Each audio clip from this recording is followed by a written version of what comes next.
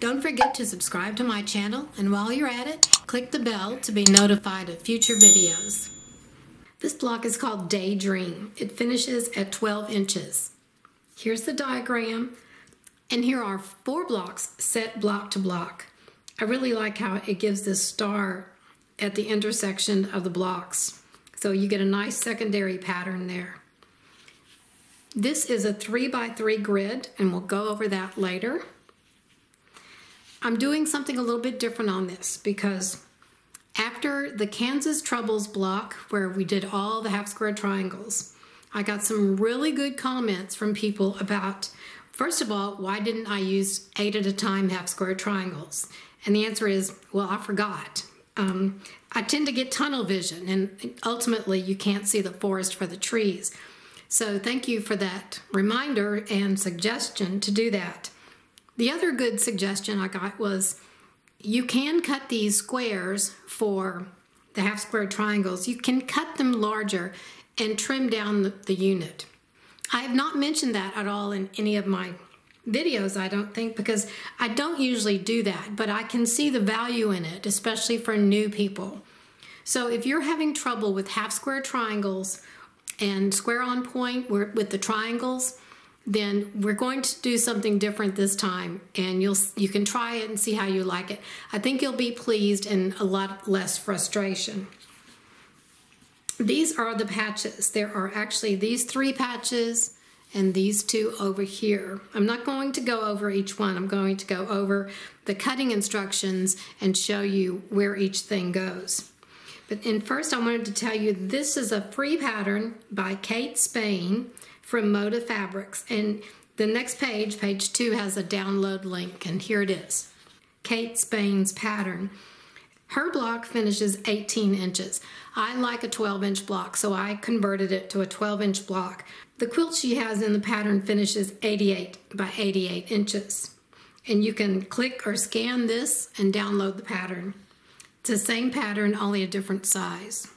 I'm putting a little more emphasis now on the AccuQuilt because I've got a lot of people that are saying thank you for the AccuQuilt information. So this little block here is kind of a synopsis of what the pattern is. For rotary cutting, we're going to use the flying geese 4 at a time method, or you can cut patches. So you can use the method I'm going to describe, or you can always just cut the patches. And that is in the instructions, the cutting instructions. The stitch and flip method is going to be used for the BC chisel unit, and B means B patch, C patch, chisel unit. For rotary cutting, you want to use a scant 1/4 inch, and for AccuQuilt, those dies are designed for a full, true 1/4 inch. So you want to use that. And I always suggest making a test block before cutting multiple blocks. Here are the patches and how many patches you need of each. This tells you how to cut the patches. And then the AccuQuilt dies are listed here as well. And here for the AccuQuilt cutting, patches are cut for the flying geese unit. So when you use AccuQuilt, you're always cutting patches. You're cutting half square triangles, you're cutting squares and rectangles, they're patches. The BC, which is patch B, patch C, chisel units, can be cut or pieced using stitch and flip, or use the chisel die for patch C and the patch A half square triangle die for patch B triangle. And here's what that is. This is the chisel unit, and it's on all 4 corners. When we use stitch and flip, we cut a rectangle this size, and we cut a square this size. Then we stitch the square on and clip this corner away, and then we have our stitch and flip. You can also use the folded corner clipper ruler to do this. But in AccuQuilt, there is a chisel die, and it usually is in the companion angles for the mix and match cube. So a lot of people don't have this. But you can purchase this separately if you look at your replacement dies. So you can, for an AccuQuilt, you can cut this chisel unit, but instead of cutting the B squares, you're going to cut 4 of these patches. and just sew the patch, the triangle, onto the chisel shape. So that's what that is, and that's probably a little bit confusing, but if you're AccuQuilt, you probably know what I'm talking about. Okay, so now we're just going to go over the cutting instructions, and I'm going to show you the pieces I've cut and what we're going to do with the pieces. So we'll first look at this red fabric, and for the red fabric, it's in the center, the square on point, and it's the geese part of 4 flying geese. So for D, which is the geese part of the flying geese, we're going to cut 1 square at 5 1/4 inches for the flying geese 4 at a time. Or if you're cutting patches and not using that method, you cut the square in half twice diagonally for 4 patches. And that's shown right down here. Here's the square, you cut them in half twice diagonally. The E patch is the square on point patch right here. We cut 1 3/8 inch square, and that's for the square on point. Let's put these off and we'll see. So this is for the flying geese 4 at a time, and this is for the square on point. We're going to leave them like that because we're going to do flying geese 4 at a time. Now we go to our next fabric. That's this sort of peach color fabric.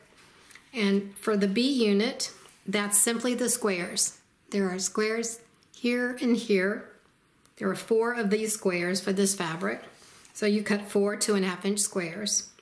And the C patch, you cut 4 2.5 by 4.5 inch rectangles for stitch and flip. And that's the stitch and flip I just told you about. That's these pieces right here, the rectangle here for the stitch and flip.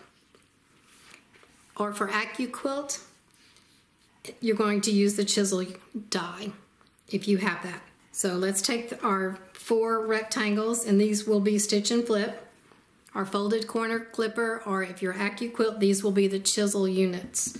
The next one, the dark blue, patch A, we're going to cut. If you want to cut correct size without trimming, you cut 2 7/8 inch squares. If you want to cut them larger and trim later, you cut 3 inch squares. So the 3 inch square is easier to cut than a 2 7/8 inch square, so this is already looking better. Now this A is for the square on point. It's these triangles in the corner for the square on point. So we'll take those 2 3 inch squares, cut each one in half diagonally for 4 patches. And this is for the square on point. Here are our triangles. So we cut 2 squares, and we cut each in half diagonally once, and we have 4 patches, and we'll use these for the square on point. These are cut a little bit bigger, so once we finish piecing this, we're going to trim it up to the correct size. For the first B patch, these are the squares for the stitch and flip. We'll need 4 of those. So we need to cut the 4 squares for stitch and flip, or if you're using AccuQuilt, you'll cut 4 of the 2 inch finished half square triangles.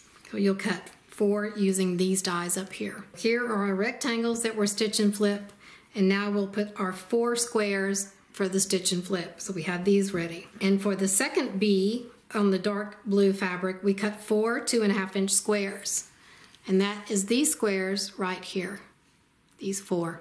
And since these stay squares, these are the patches, we'll just leave them up here, because we don't do anything else to them until it's time to put them together into the units. Now for our last fabric, I'll call this the background fabric.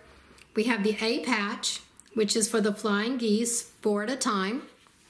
And here is the background. This is the sky portion of the flying geese, and there are 4 flying geese units.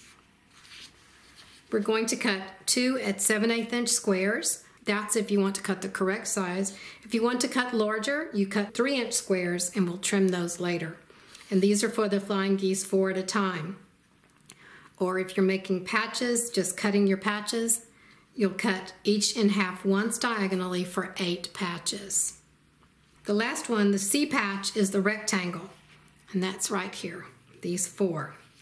So we'll cut 4 2.5 by 4.5. That should be 4.5 inch rectangles. So these are the 4.5 inch rectangles, and they stay like this. These B squares, they stay as patches. And these are the A squares that are for the flying geese 4 at a time. So you might notice if you look back on the cutting, these 2 squares were cut at the exact size. We need something to go off of. So when we attach the triangles, it's the triangle portion that we're trimming off later. So square on point, we cut the squares the exact size we need. We don't make those bigger. And for the flying geese 4 at a time, we make the quarter square triangles, or the geese part, the correct size. We don't make these larger, but we do make these squares larger for the flying geese and these squares larger for the square on point. Okay, now that I have you all totally confused, and most of you have probably clicked on to another video by now, we're going to sew these 3 units that need to be pieced. And hopefully that will make more sense to you as you go along. This is why they tell you to read thoroughly all the instructions before you begin, because it might not make sense at the beginning, or if you're reading it at the beginning, but when you see it done, then it all comes together. Now we're going to start with step 1, and that is to piece the 4 flying geese units.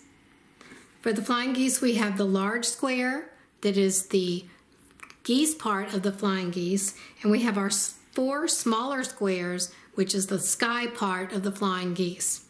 On the back of the small squares, we're going to mark a diagonal line, and we'll place them on the large square like this.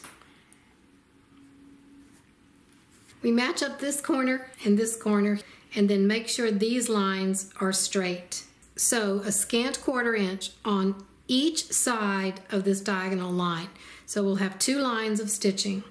And when I say to sew a scant 1/4 inch, what I do is I'm looking this way. I have a little guide on my sewing machine on the foot, and I put it just to the right side of this marked line. So as I'm sewing, instead of sewing right on this line, I'm sewing just over the line here. And then once you sew that side, you'll flip this around and do the same thing on the other side. So your stitching, your guide will go just to the right side of this marked line, and that gives you your scant 1/4 inch. Here's a close-up of the stitching.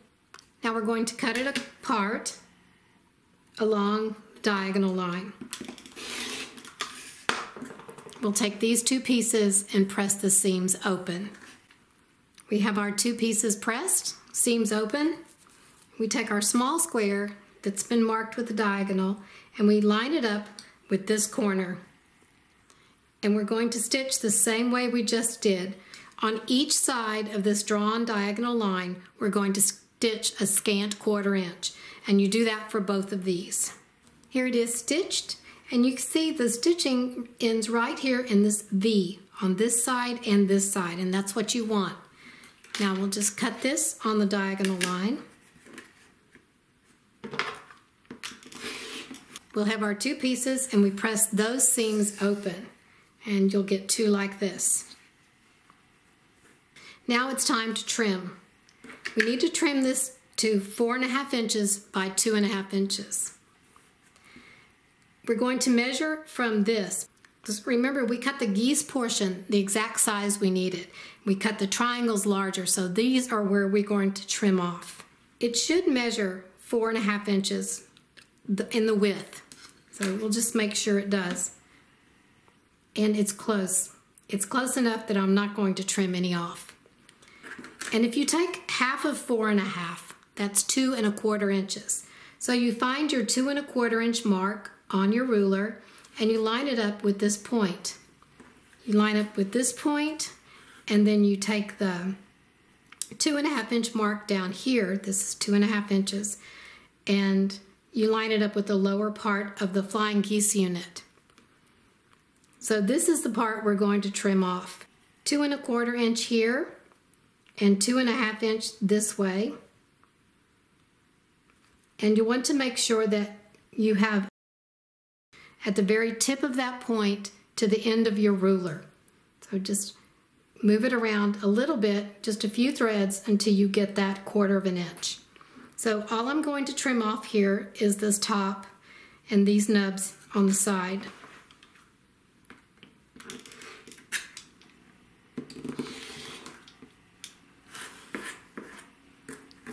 And now we'll trim off the rest of these nubs. And trim all of your flying geese units the same way. Our flying geese units are all done and trimmed. So step 2, we're going to take these C-patch and piece it to each flying geese unit like this. Stitch scant 1/4 inch and press the seams open. These units are the side units, and they should measure at this point 4.5 inches square. Now we'll move on to step 3, which is the square on point unit. And remember that we cut these triangles a little bit larger. To piece this, I like to start with opposite sides first. I put one of the triangles right side up and match the square like this. And you're looking at these 2 little triangles sticking out. You want to make sure they're as close to the same size as possible. Then you stitch your scant 1/4 inch and do that to this side as well. You press your seams open. Now we're going to cut off these nubs. Just lay your ruler along the edge of the square and trim. And do it to the other side as well. Now we'll do the opposite side. Turn the triangle over, flip this over and find the center. Make sure the 2 triangles are about the same size. Stitch scant 1/4 inch, do it on both sides, and then press the seam open. Here's our square on point unit done, and it's pressed open. This needs to measure 4.5 inches at this point. So let's use our ruler again. Found 4.5 inches. And what we're doing here is we want to look at the points, because each of the points from the point to the edge of the fabric should be 1/4 inch. So on all 4 points. And it's kind of hard to do all at once. So what I do is I'm looking at these 2 sides first. Here's my 1/4 inch here and my 1/4 inch here. And then I look down here to make sure I have 4.5 inches. That the 4.5 inch mark leaves some to cut off here and here. I know it's okay now to trim this off. Trim this side and this side. Now we take this corner, flip it around to the opposite corner. We've trimmed these 2 sides, now we'll trim this other 2 sides. Now we can match our 4.5 inch and our 4.5 inch here and see what it looks like. They're coming out okay. So now let's trim there and here. Now for step 4, we're going to take these 2 sets of B patches and sew them together like this. Just sew them together, scant 1/4 inch, press the seams open. Then what we have left is the stitch and flip, or the chisel units.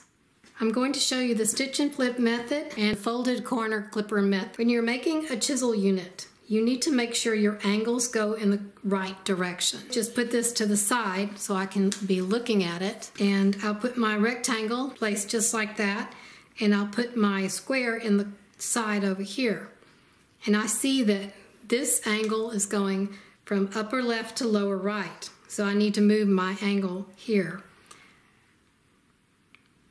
So place this on the edge of this rectangle, and here's my angle. It's going in the right direction. The part that you're going to cut off, which is this part here, I always put to the right hand side, and then I stitch just slightly to the right of this line. It gives me a little bit extra to fold over when I do the flipping. Here's my stitching. You can barely see it, but it's just to the right of the drawn line, and this is the part I'm going to cut off. And I cut off about 1/4 inch away from the stitched line. And then we flip this up like that, and there is your chisel unit. And it looks like the picture now. So then I'll just press these seams open. Now to do the folded corner clipper method, we'll take the rectangle and then the square and put it on the same way we did. And I look at the angle of this cut. It's going in this direction. So I'll put an X over here, because that means I'm cutting that part off. Then I'll turn it around, and you place the 2.5 inch mark of the folded corner clipper ruler down at the bottom, and there's a little mark here that goes on the side, and this edge of the ruler is lined up with the edge of the fabric, and this is lined up with the top, and I'm going to cut this off. And see, I've got my X here, so that means I've got it angled the correct way. So I cut this off, then stitch a scant 1/4 inch and press the seam open. I had to make a little change here on step 5 because I noticed I made all of these stitch and flip units the same way, but it doesn't work that way. So you have to have 2 facing this way and 2 facing this way. And so I've changed it in the instructions here and here. So now we're going to make the corner units, and we'll have 2 different sets. So we'll have one like this, and then one like this. Actually, we'll make 2 of each. So stitch these together and press the seams open. And these corner units should measure right now 4.5 inches. And all we need to do is take all of our units and lay the block out. Since this is a 3x3 grid and it's a 12-inch block, that means that each of these units in the grid finish at 4 inches. And since they measure 4.5 inches now, then they'll finish at 4 inches. So we'll just lay the block out like this.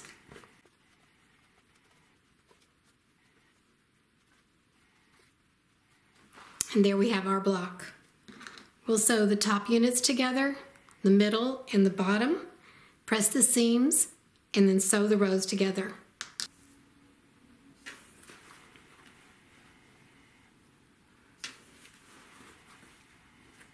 Thank you for watching. Don't forget to subscribe to my channel, and while you're at it, click the bell to be notified of future videos.